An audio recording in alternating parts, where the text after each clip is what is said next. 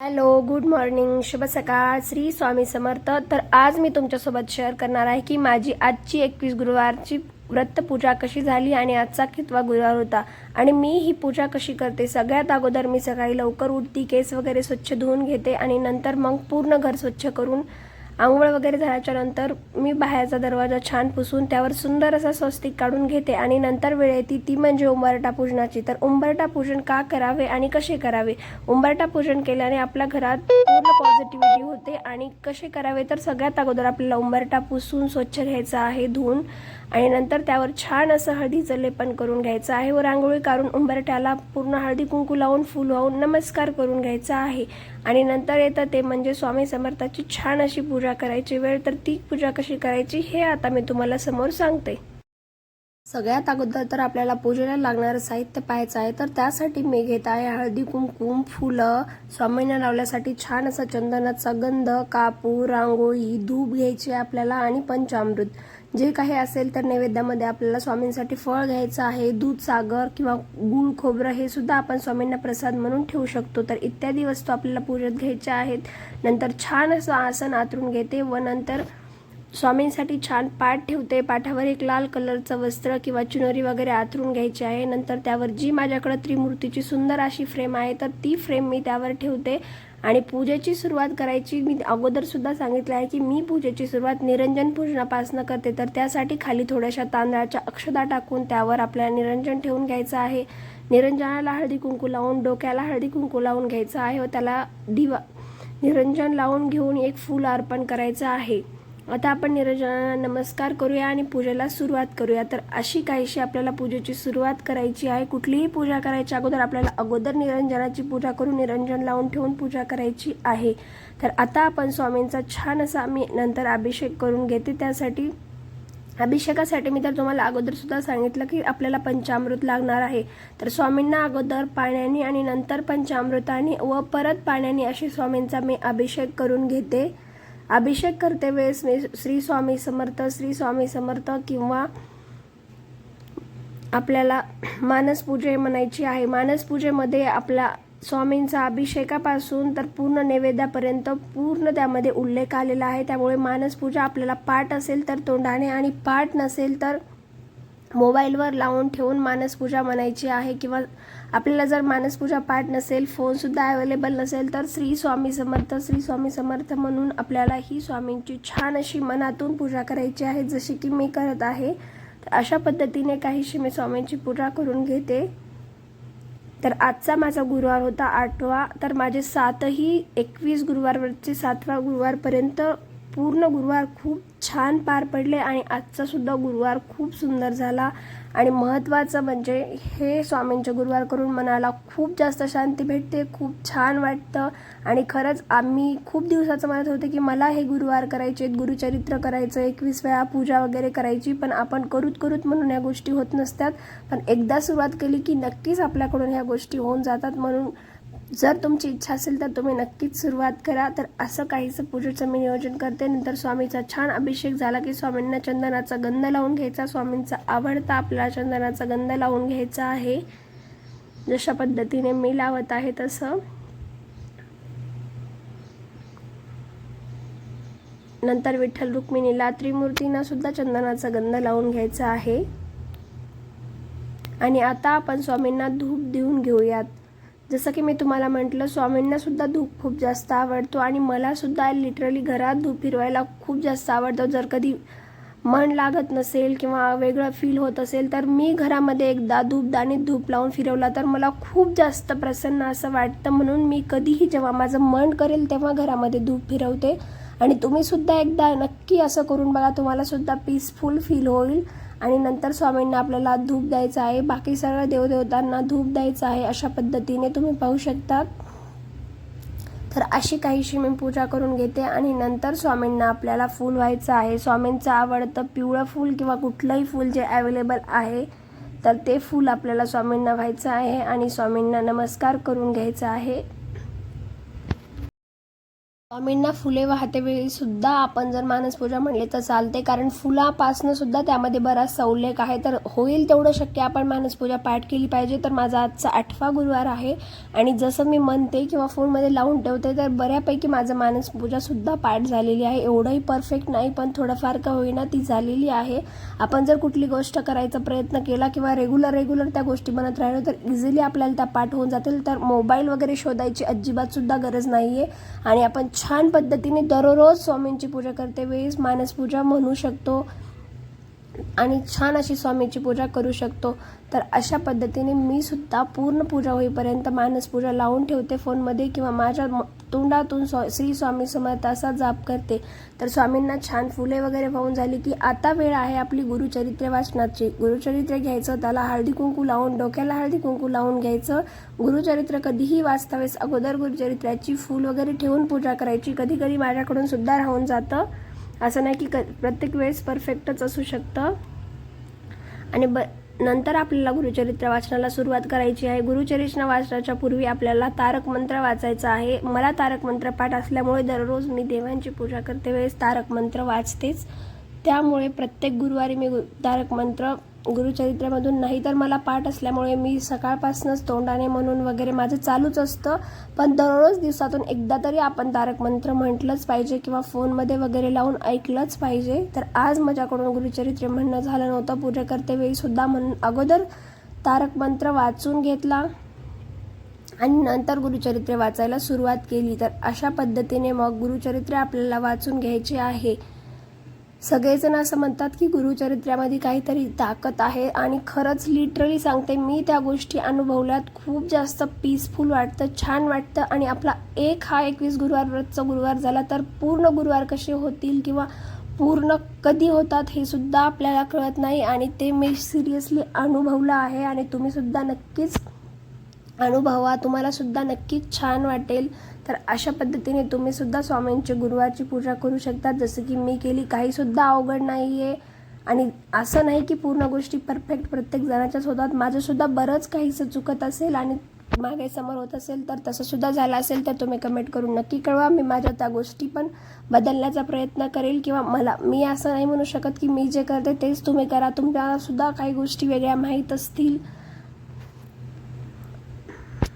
प्रत्येकाची पूजा करण्याची पद्धत वेगळी असू शकते आणि मला असं वाटतं की आपण चुकतोय, आपण परफेक्ट नाही करतोय, आपल्याला येत नाही असं म्हणून पूजा देवाची न करण्यापेक्षा, देवाचं नामस्मरण न करण्यापेक्षा आपल्याला जसं जमतं त्यानुसार आपण देवाचं नामस्मरण केलेलं कधीही चांगलं.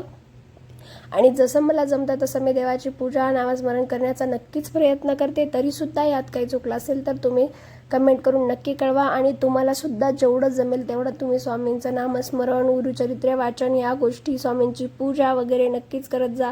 तुमचा सुद्धा नक्कीच बदल घडेल. नक्कीच काही गोष्टीचा एक्सपिरियन्स वेगळा असेल, तुम्ही बघा.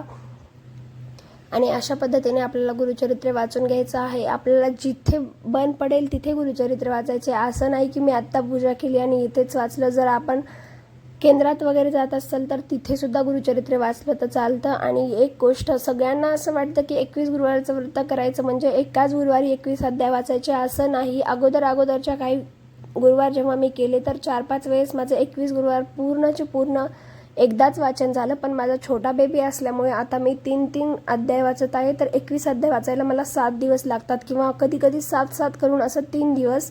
कारण आपली मुले छोटी असतात तर ते तेवढा वेळ झोपणं वगैरे शक्य नाही, म्हणून त्या गोष्टी वेळेत होणं सुद्धा अजिबात शक्य नाही आहे. म्हणून कधीही आपण असं करून वाचलं तरी चालतं. तर छान असं गुरुचरित्र वाचन करून घ्यायचं आहे आणि नंतर आपल्याला स्वामींची जपमाळ करून घ्यायची आहे.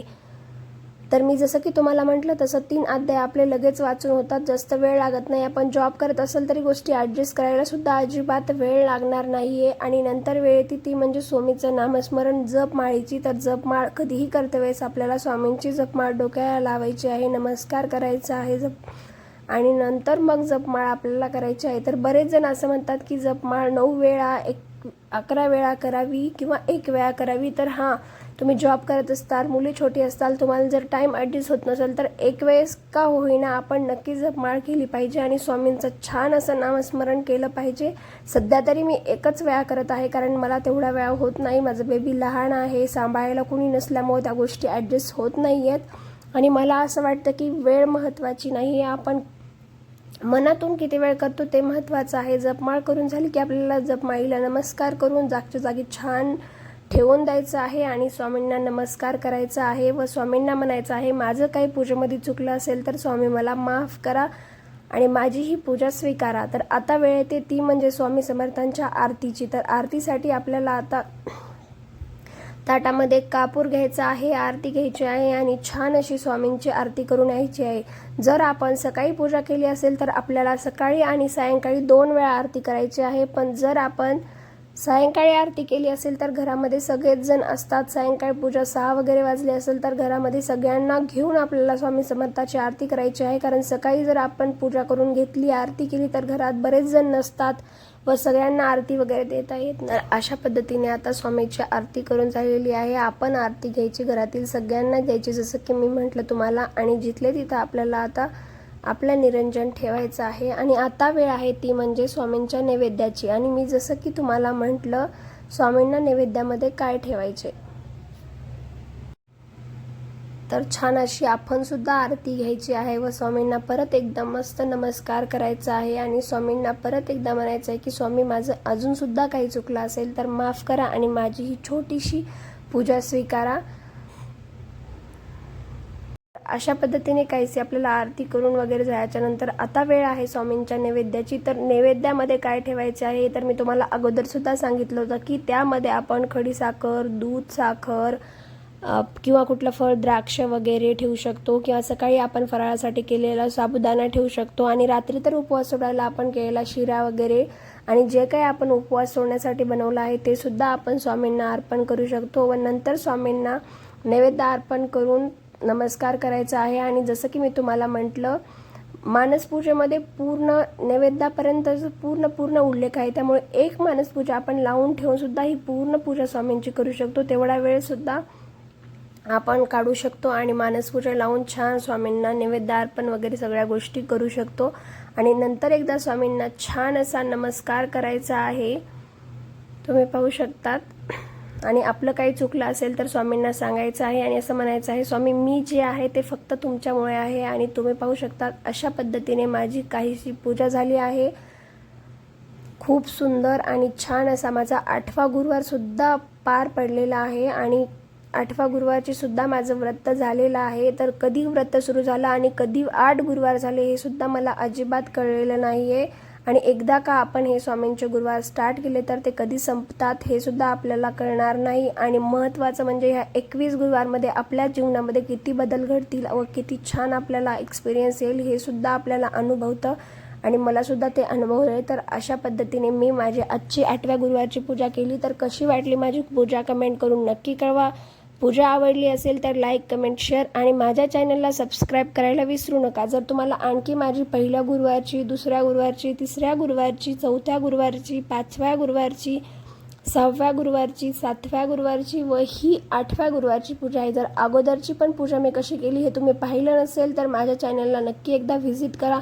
तुम्हाला बऱ्याचशा माझ्या गुरुवार व्रतची पूजा वगैरे पाहायला मिळतील व तुम्हाला सुद्धा इच्छा असेल तर नक्कीच कशी करायची वगैरे तुम्हाला आयडियाज भेटून जातील. तर पुन्हा भेटूयात आणखी नवीन पूजेसोबत. तोपर्यंत श्री स्वामी समर्थ. आणि तुमची सुद्धा इच्छा असेल तर लवकर नक्कीच तुम्ही प्रयत्न करा आणि स्वामींची छान अशी पूजा नक्कीच करा, तुम्हाला सुद्धा छान वाटेल. तर पुन्हा भेटूयात. तोपर्यंत श्री स्वामी समर्थ. आणि महत्त्वाची म्हणजे तर एक गोष्ट राहिली ती म्हणजे प्रत्येक गुरुवारी माझी घरची पूजा झाल्यानंतर, जसं की मी 21 गुरुवारचं व्रत चालू केलं किंवा त्याच्या अगोदरसुद्धा जेव्हापासून मी अक्कलकोटमध्ये आली आहे तेव्हापासून दर गुरुवारी मी स्वामी समर्थाच्या मठामध्ये जाते आणि तिथे गेल्याशिवाय माझी पूजा कंप्लीट होत नाही किंवा माझा दिवस कंप्लीट होत नाही असं सुद्धा तुम्ही म्हणू शकतात. सकाळी उठल्यापासून मला सारखी एक्साइटमेंट असते की आज मला मंदिरात स्वामींच्या दर्शनासाठी जायचं आहे आणि खरंच खूप जास्त भारी वाटतं. आणि प्रत्येक गुरुवारी आता 3 गुरुवार झाले तर मला स्वामींच्या पालखीचं दर्शन भेटतंय, पालखी घालणं जायला भेटतंय, तर आणखी सुद्धा खूप जास्त छान वाटतंय. कदाचित माझ्या नशिबात त्या गोष्टी असतात म्हणून सुद्धा. आणि कंटिन्युअसली हा 3रा गुरुवार आहे की ह्या 3ऱ्या कंटिन्युअसली गुरुवारमध्ये मला स्वामींची नॉनस्टॉप आरती भेटत आहे माझ्या आणि असं म्हटलं जातं की नशिबात असेल तरच आरती भेटते. तर खरंच सांगते, लिटरली आता जवळपास 1 महिना झाला माझं नशीब खूप जास्त छान असेल. मे बी तर ह्या महिन्यामध्ये 3 वेळा कंटिन्युअसली मला स्वामींची आरती भेटली आणि आरतीला स्वामींच्या थांबल्यावर खूप सुंदर असं वाटतं. आणि आरती झाल्याच्या नंतर छान पालखीचं दर्शन घेतलं, पालखी कालनं जायला भेटलं आणि स्वामींचं सुद्धा छान असं दर्शन झालं. स्वामींचं दर्शन करून झाल्याच्या नंतर आम्ही मस्त असं घरी आलो, उपवास सोडला आणि छान स्वामीला परत एकदा नमस्कार केला. तर असा होता माझा आजचा गुरुवार. खूप छान झाला आणि मठामध्ये सुद्धा खूप सुंदर असं दर्शन झालं, स्वामींची आरती भेटली. तर असंच तुम्ही सुद्धा नक्की असं एकदा गुरुचरित्राचं पारायण करा आणि अक्कलकोटला नक्की एकदा भेट द्या.